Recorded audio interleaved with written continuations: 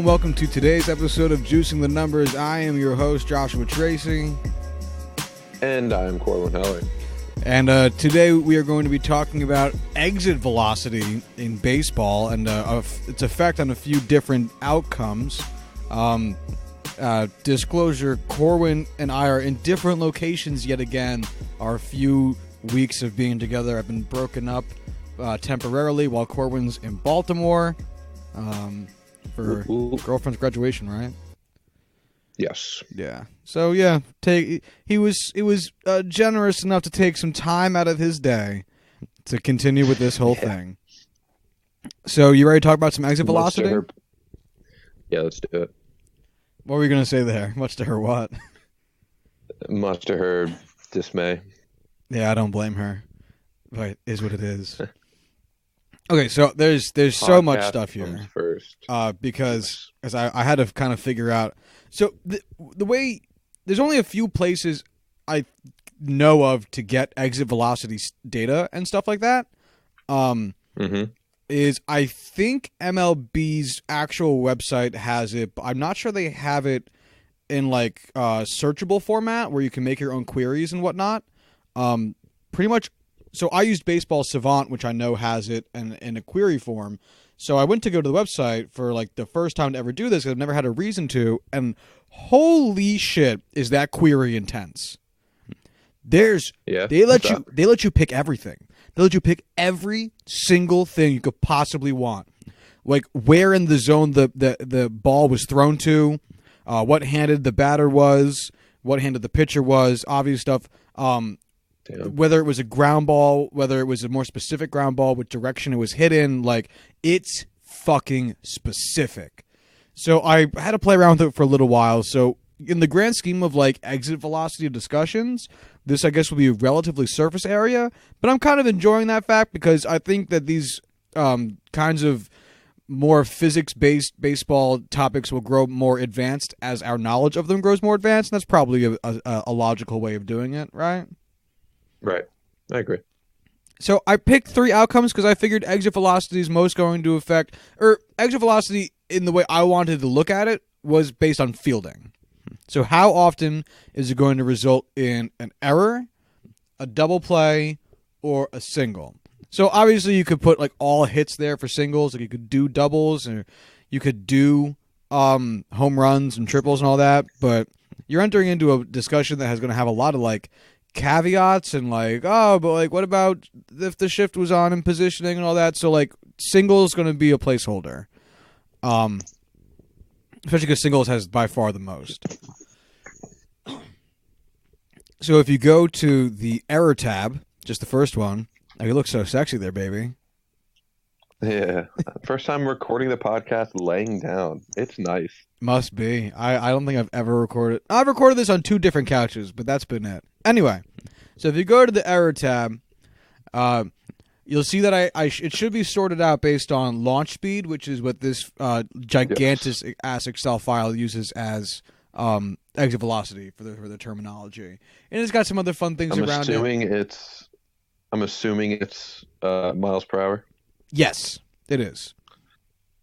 So according to this, the fastest hit so far this season was 114. The fastest hit that resulted in an error was 114. Okay, gotcha. All of these are specific. At one, like Josh Bell just hit a home run today that was 116 miles an hour, but that was a home run, so that wouldn't count. Yeah, if you go to column L, events, you'll see that all of these say field error. Gotcha. Yeah, so these are all everything on this spreadsheet. This specific tab of this spreadsheet. All how many is that? 405 results are all errors that resulted in the 2019 season. Gotcha. So I just wanted to get a feel. So you look at these. You know, we have some. The hit distance column is very varied in terms of how far away these errors are. As in, you have Carlos Gonzalez's happening 6 feet away, and if you go down to the small tidbit, Josh Donaldson's 109 miles per hour hit resulted in an error that happened 345 feet away. So a lot of variation here. There's definitely a lot of big. There's one 400 on here that I've seen so far. Avisal Garcia. Yeah, you gotta suck when it's. I don't see anything bigger than that. I mean, I can't get much bigger than that without being an actual home run. 400, you know. That's true. I love also the launch angles on these because, you know, like Carlos Gonzalez's is negative 16 degrees. So, you know, it went 6 feet. It obviously was not positive. It obviously was a very negative launch angle.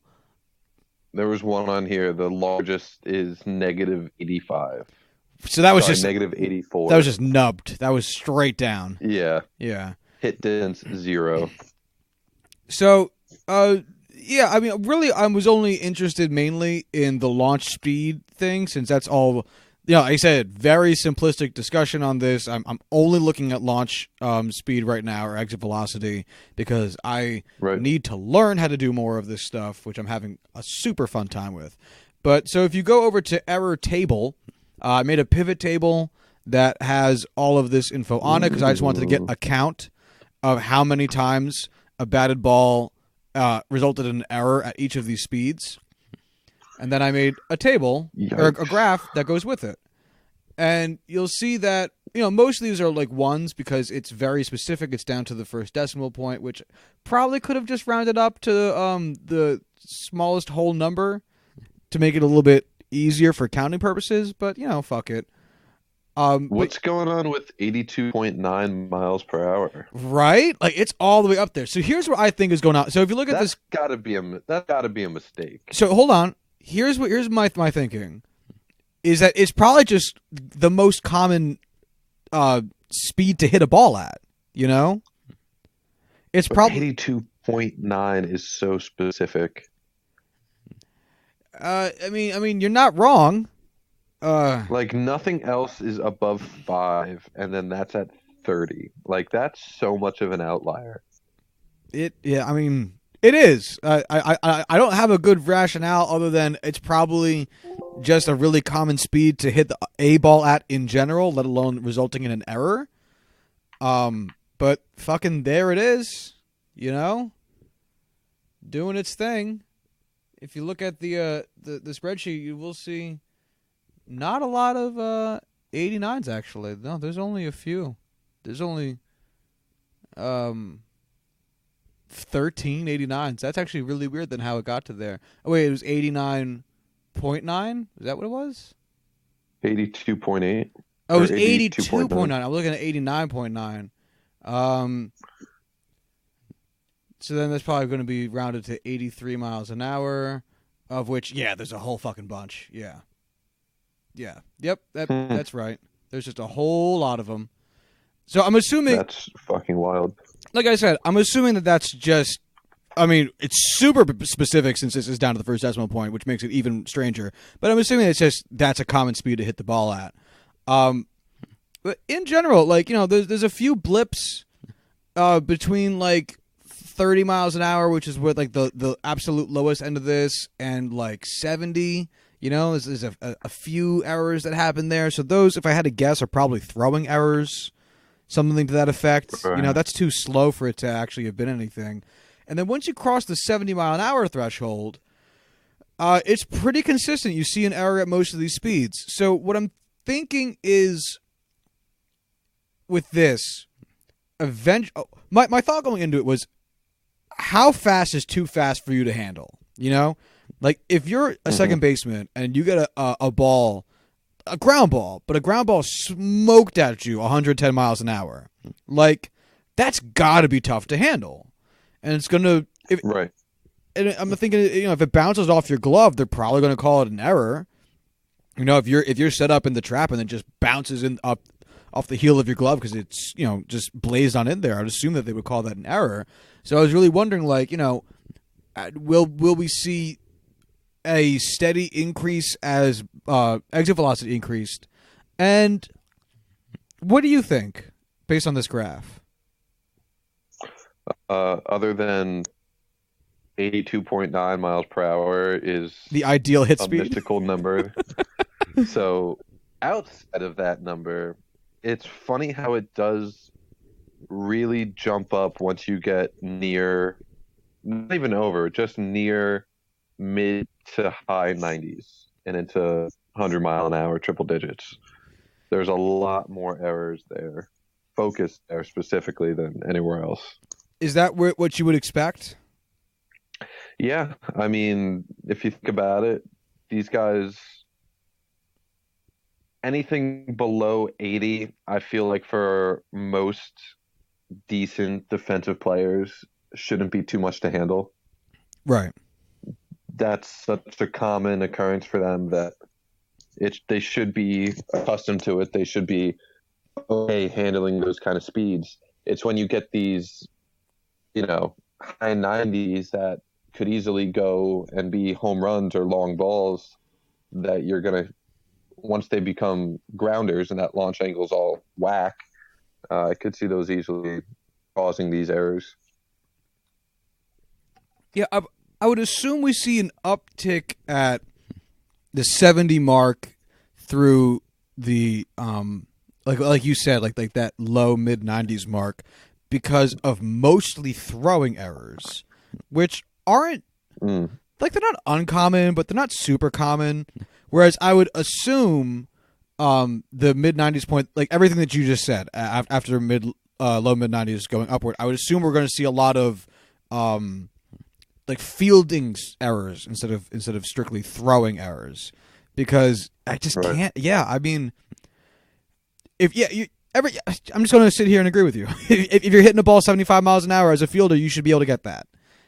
That's so not uncommon. You probably experienced that shit in metal bat leagues in college. Like, it's not uncommon. So, yeah, that's my takeaway from this. How do you think this graph is going to look when we go into the double play portion of this? I think the hard hit balls are actually going to cause a lot more double plays, just because it reduces the time between. So that's exactly why I wanted to look at double plays next, because we've all seen, like, you got a man on first or whatever, and then the batter hits a ground ball that's going to get him out at first, but like might not be hit hard enough to get the runner at second and the runner at first, so you end up in a fielder's choice instead of a double play. And I wanted to see how is exit velocity going to affect that ability to turn those double plays, and I was kind of expecting the same thing that you said. So we go over to launch speed of double plays, and the hardest hit ball that resulted in a double play was by Jacoby Jones. Hit at 112 miles an hour, 113 miles an hour, followed by Carlos Correa and Joey Gallo and Javi Baez and Ketel Marte, and these are all names you all know, because except for Jacoby Jones, I honestly forget who Jacoby Jones is. But these are mostly names you're going to know, because hitting a ball hard's really, really tough. I'm a little bit surprised by how speedy some of these dudes are, like Javi, but I guess, sometimes you just get fucked. Are you surprised by any of these hit distances? The distances? How about like DJ LeMahieu's 357 feet? That was the one that immediately jumped out. Or Renato Nunez, 359. 386-foot double play. There's a couple of these that are significant distances. I love the single-digit ones where they just hit it straight to the catcher. Yeah, I was going to say there's probably going to be a lot of like misjudged like tag ups for the outfield ones, for the long ones, and then a lot of bases loaded, catcher just steps on home, throws to first ones for the small distances is what I would assume those are. But yeah. So what's funny is every single one of these is just a line drive straight to a play. Just looking at the description for all these. Oh shit! Yeah, I forgot the description went over. Yeah. Like, there's no grounding into anything. It's all line drive and double plays. Oh, Manuel Margot hit a fly ball. Yeah, grounds, lines, ground. Oh, Austin Hedges flies into double play. Left fielder Connor Joe. The fuck is that? To second baseman Yangervis Solarte. Manuel Margot out at second. Oh, is that the one you're talking about? No, it was a different one, actually. Wow, that guy sucks. Margot hit it. Yeah. All right, let's go to the double play. These launch angles are hilarious too. Honestly, I've been loving looking at the launch angles. They're fucking like so interesting. We gotta do something with them next because they've been super fun to look at. Like the top, let's see, the top 12, the top 15. There's only one higher than 12, and it just happens to be a 40-degree launch angle by Renato Nunez. It's a fly ball. Hold on one sec. I want to see if anything changes really quick if I just move my decimal place over. Yeah. So this is pretty much looking the same so far. You know, the only thing that's really going to change this is if we have men on base. So let's go over to our table portion for double play. And much more reasonable. Much more reasonable. In fact, it's almost, this one probably should definitely be reduced down or rounded up to the nearest whole number because it would probably make it look a little bit more interesting. But right, yeah, is there a way to do that? Yes. Let me do it really quick. Luckily, my job requires me to use pivot tables literally every day, so I'm quite accustomed to them.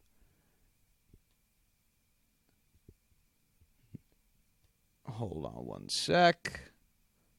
Almost fucking done. And insert me a fucking chart.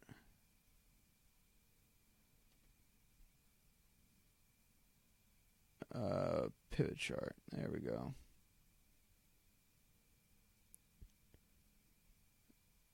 Ugh. Why you being a bitch, Excel? You know what it is. Pivot table field name is not valid. Oh. Right here, right now, I'm bragging about my pivot table skills, and then Excel just butt fucks me like this, just showing me up. Fucking Excel, man. I feel so foolish. It doesn't matter. In general, it looks like double plays happen at a frequency that's really unsurprising. And I got rid of my other graph. No, I'm just at the wrong thing. God damn it. Are you surprised by these results? Just we're moving past this. Are you surprised by these results? Not at all. I'm actually surprised a little bit by the numbers in like mid 80s. But other than that, it's being heavily favored for super fastballs. Not really too surprised. Yeah, I mean, I would assume most of that 80s stuff is as a result of just well placed defensemen. Right. I'd assume that that's a lot of the shift doing what it does. I really do want to see what this looks like as a different graph, and I'm kind of upset with myself that I didn't get it the way I like it, but I did this very hastily. I'm going to forgive myself, as the Lord would. So, yeah. As the Lord would. Yeah, one of my students the other day asked me if, could we do this? And I was like, well, son, through God, all things are possible, so we'll see. And then we didn't do it because God's a cruel bitch.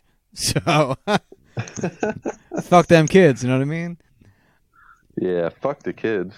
Shall we go over to the singles category? Yeah. And for the first time in a while, neither of us are. Ha ha ha ha ha. Hey Cal, if you're listening to this. I'm a funny guy. I got jokes. You have a flamingo shirt on. That's what you have. I do. Yeah, I did not purchase this myself. Did Brooke get it for you? You could imagine. Obviously, yeah. Yeah. I don't buy myself clothes. That's true. That woman does most of your clothes shopping for you these days. Anyway, so now we're into singles. Genuinely 95%. No, I know. We're into singles. Giancarlo Stanton so far is the hardest hit single of the season at 120.6 miles per hour. Super fucking fast. And then the bunch of the usual suspects. We got after him, Vlad Guerrero Jr., Christian Yelich, Pete Alonso. Austin Meadows, Avisail Garcia, Giancarlo Stan, Avisail Garcia. That was not a error in your playback. That was the right way it came out. Without looking, who has the slowest single of the year? The slowest single, it's got to be like a pitcher or like the weakest man possible. I'm gonna go with like Billy Hamilton. It's Brandon Nimmo. Really? And so 21.9 miles an hour. You know what? I'm thinking about it, and actually, I'm thinking about it. I'm not that surprised it's Brandon Nimmo because that dude is Charlie Hustle. Like that dude busts it for everything, and he would be the guy that hits a 22-mile-an-hour single. I love how many pitchers are on this section. Derek Holland, Sandy Alcantara, Zach Davies. Yeah. Oh, I meant to mention this. Joe I also just did Musgrove. like a quick average just because it might have been interesting. The average speed for a single in the MLB so far up to this point in the season is 90.1 miles per hour. The average exit velocity for a double play this season is 100 miles an hour, which I think better represents what we were trying to. Gary Sanchez just hit another home run against the Orioles. This is fucking insane. Which I think that the average speed of a double play being 100 miles per hour represents both of our assumptions better than the graph showed, since I failed to make the graph look better. And I mean, 100 miles. He do it. What? I didn't say anything. You didn't? Mm-mm. Oh well. 100 miles an hour. That's pretty fucking fast. So that being the average speed of a double exit velocity for a double play, I think is pretty telling of the importance of a hard hit ball in double play.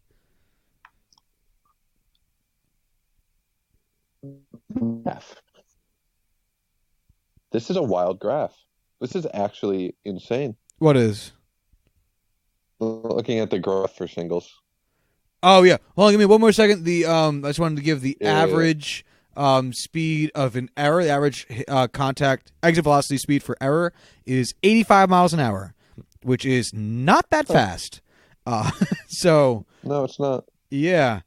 So let's go over to the singles graph, which is much prettier looking, isn't it? Yes. Very pretty looking. Much. And once again, we have a bizarre spike, and I want to talk about it in a second. We actually have 2 or 3 weird spikes. Ooh.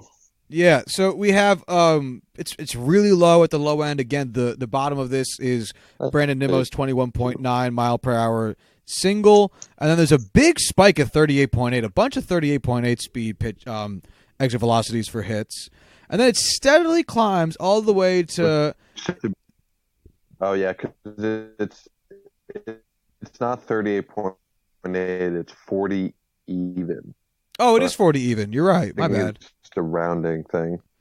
Then there's a huge spike at 90.3. And then it keeps going. It settles back down. It goes up a little bit more as another small spike at 93.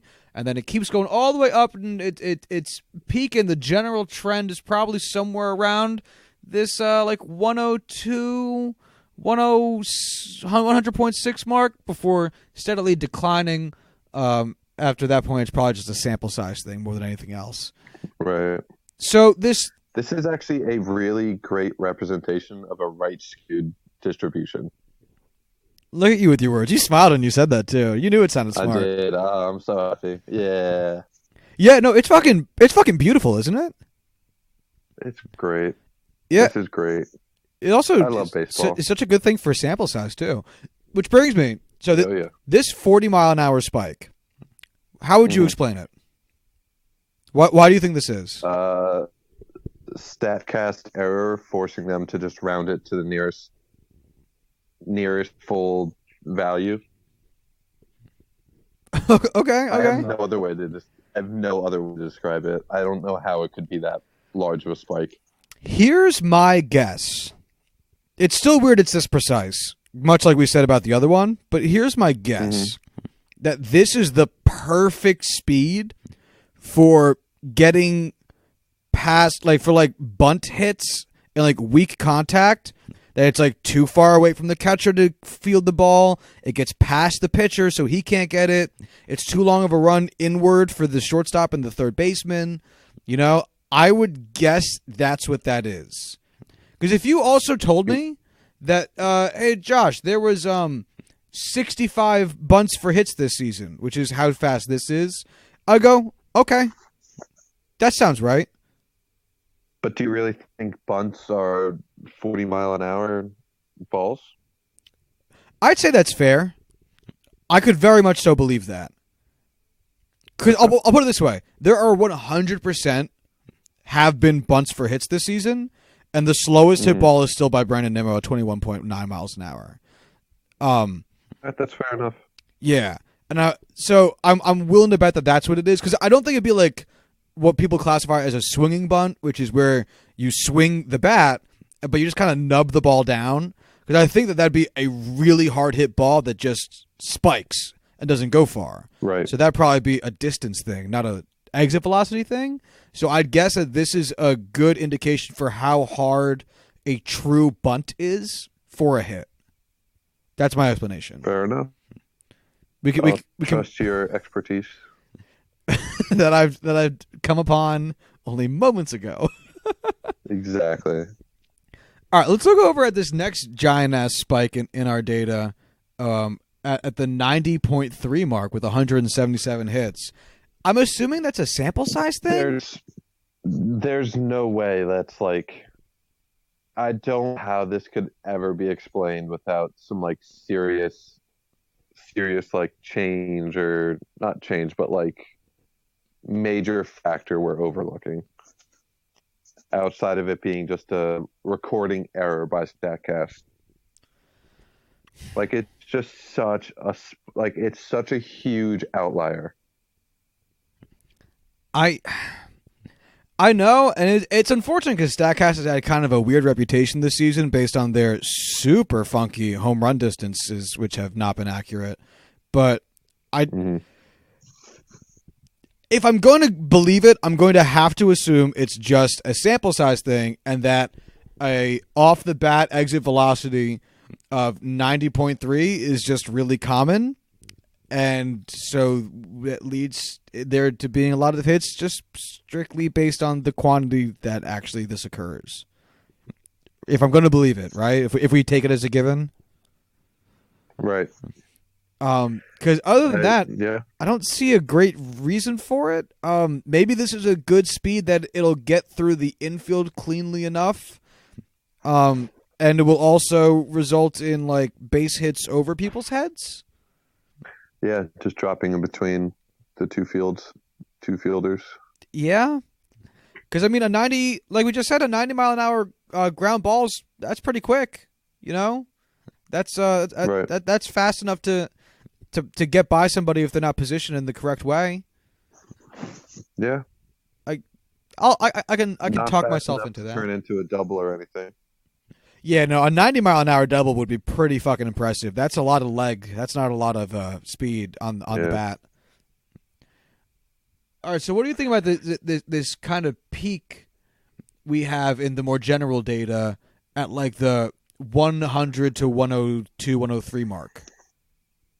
I think that it just comes from hits at this speed are so likely to turn into hits regardless of whether or not they go for extra base hits. I think it's just a sample size thing. Like, so many of these are becoming hits anyway. It's just probability that there's going to be a large chunk of them going for singles. I think the other thing is like, so a 90-mile-an-hour hit I think could squeak through the infield. I think a 100-mile-an-hour hit, a fielder could even if a fielder gets leather on it, it might still be hit so hard that there's nothing the fielder can do. And that won't be called... If you're ranging off to one side and the ball hits your glove like while you're diving and it gets past, they're not going to call that an error. They're going to call that a hit because you could not get to it. There's something you did wrong. So I'm wondering if we're like... There's a lot of those. I'd be curious to incorporate launch angle into this part of the discussion to see how that changes, you know? Like, Because you would assume for the first half of this graph, like a negative even launch angle is probably going to cover most of the first half of this graph, because a 21.9 mile an hour hit is going in the dirt, like it's not going up. You're not reaching base on a pop 21.9 mile an hour hit. Whereas I would be curious to see what the average launch angle is of the latter half of this graph, and I'm not going to do that right now because I don't want to, but it'd be interesting, Right. No, I agree. That'd be pretty cool to have that just overlaid with these graphs. Well, you know what? Let's I'm just eyeballing the singles table here, or the singles spreadsheet. I'm seeing a lot of low numbers for the bottom portion. I'm seeing a lot of 15s and 20s and 3, 5, 40. And when I go all the way up, oh, sorry, no, that's fucking dumbass me was looking at the distance, not the actual angle, because I did not freeze my columns freeze my row at the top, because apparently I just didn't use Excel when I made this shit. Did this shit blind. I use Excel every day. I'm so mad at myself for the poor craftsmanship of this graph. What do you think Brandon Nimmo's launch angle was on that 21 mile an hour hit? Negative 15. 7. Yeah, although Terrence Gore had a negative 35 degree hit with his 27.2 mile per hour infield single, one would assume. And he's fast enough to make it up. Yeah, I mean, that dude's literally built on speed. That's his entire game. But yeah, all right, so now I'm seeing a lot of negative numbers, a lot of single-digit numbers. Wow, a lot of negative numbers. A lot of negative 36 is a really common one here, apparently. So a lot of negative 36, a lot of negative numbers, and let's go on up. And as I'm climbing the table, I'm seeing a lot fewer of them. And at the top, they're still there, not nearly to the degree at which they were previously, but I'd be interested. Is all I'm trying to get out of this. I'd be interested to see where this goes. I concur.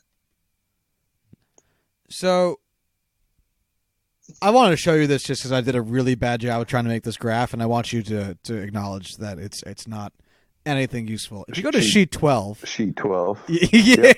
Yeah. Yep. Check that one out. I tried really hard to make this work, and it just didn't. Yeah, I couldn't figure out what it was, in all honesty. It's a double y-axis graph because there's such a higher quantity of singles. It was making it so that it was basically just the singles graph, because the quantity of errors and double plays were all in the single low double digits, whereas the quantity of singles was huge. So I put I scaled it differently for the two y-axes and tried to make it look like it doesn't look like anything. It looks like absolutely nothing. It looks like absolutely nothing. It looks like someone had a seismograph hooked up and then just reused the sheet 6 times. Now, if there is one thing I will say, I did add trend lines for each individual thing. So the gray trend line is for singles, the blue trend line is for double plays, and the orange trend line is for errors. And you'll see that singles obviously is a very steady ascending trend line, as we basically said when we talked about it. Errors and double plays, though, is a very gentle but upward trend line, which I think is also about what we said when we were looking at it. So yeah, I mean, none of that seems out of place.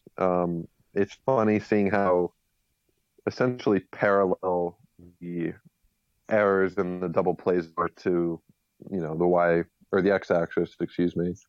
I like that singles is something, and I mean, you definitely expect to see that with the spikes that we had towards the faster hits. I will say, though, I like graphs. I like looking at graphs. This is hurting my brain. It is, and we can get off of it immediately. But I will say one thing, that there does seem to be a lot of activity around the 95 to 105 mark. Like, there's a lot going on there that I think is kind of interesting.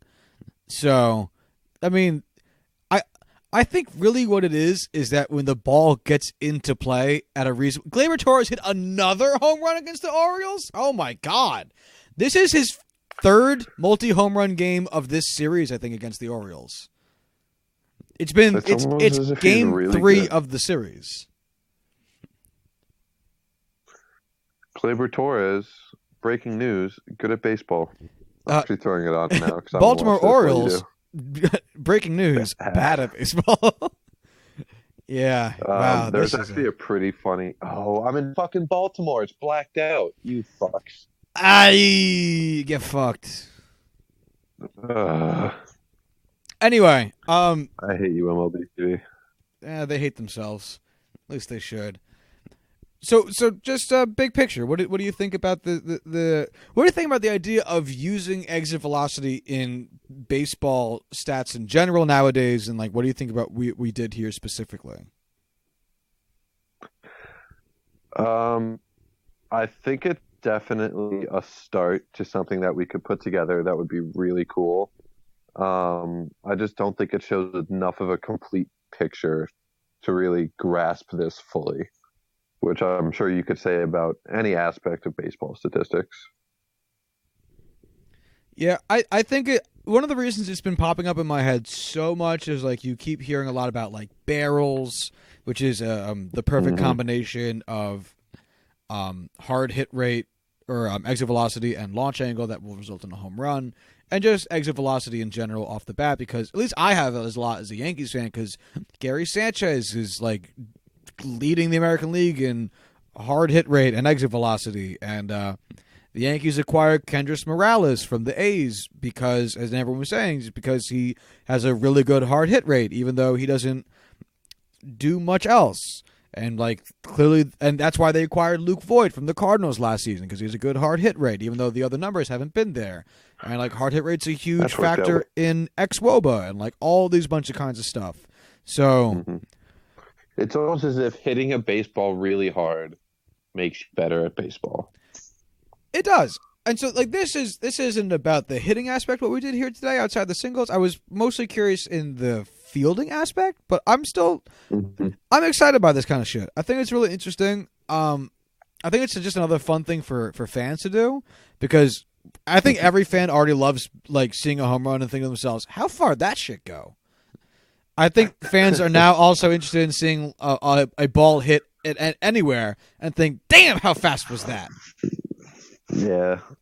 Oh, for sure. Especially like I've been watching a lot of Vladdy just because I'm so invested in watching him develop.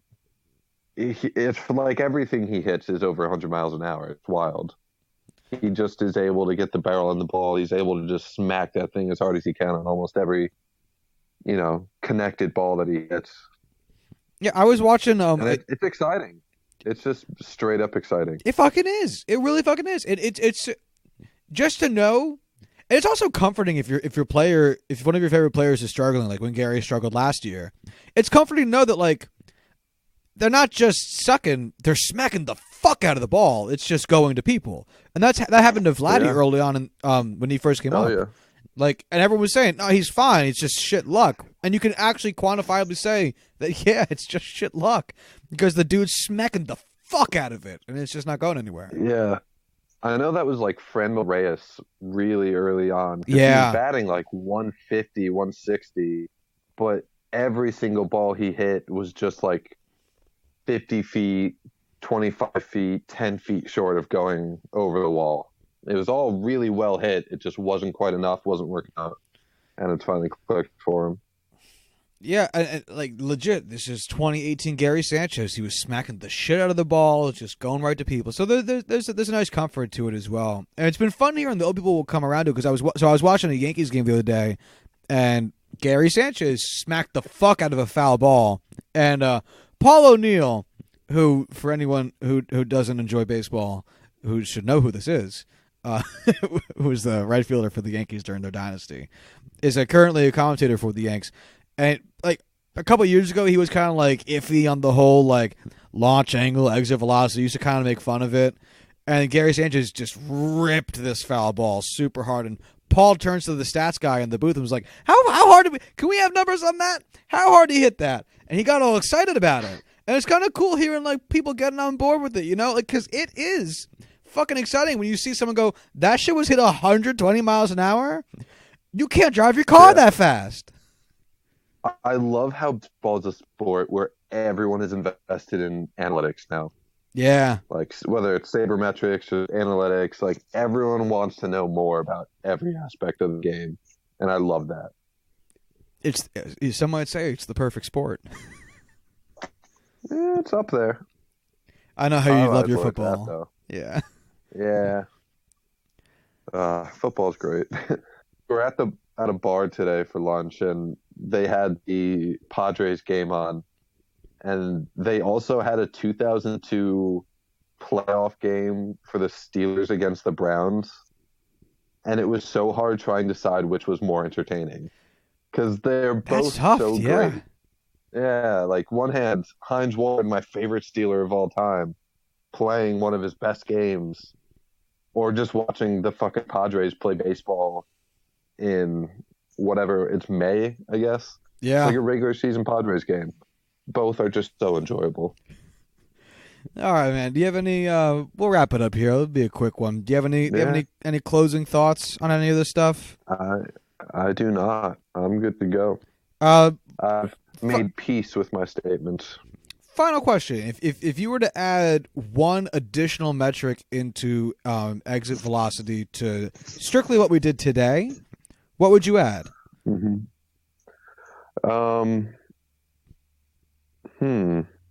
I mean, I'd like to see on the graph launch angle. Yeah. I know that we have that in the tables, so I won't say that. I'd probably say I'd probably put like BABIP in there for like the individual player, just to see how often these kind of hits turn into actual plays. I'm wondering if there's a number that can be used for this, or if you just have to go with symbols for it, but like which direction the ball was hit. Or that's true. You know, because I would assume, like, especially for like the double play aspect of it, it'd mostly be the left side of the infield. But yeah, who knows? Can I change my answer to that? That's a good one. There's no losers here, Corwin, except the Baltimore Orioles. They suck. Yeah, they do. All right, let's wrap it up. There's actually a really good piece on Pitcher List about how the Orioles are giving up like the most home runs ever. I saw a tweet that said the Orioles have already let up 100 home runs this season, and the Yankees have hit 125 of those. And it just made me giggle. Holy shit. It's obviously not true, but yeah. Anyway, But it's so close. It is. It's shocking. Imagine the Yankees hit 124 of them in reality. So if you want to, been killing. As we should. Anyway, if you want to follow the show, you can do so at JuicingPod. If you want to reach us via email, you can do so at juicingthenumbers@gmail.com. I fucking do that every time. And if you want to find our website with show notes for this episode and all previous episodes, you can do so at juicingthenumbers.wixsite.com/website. And until our until our Monday episode, y'all have a good one. What are you going to do now, Buck?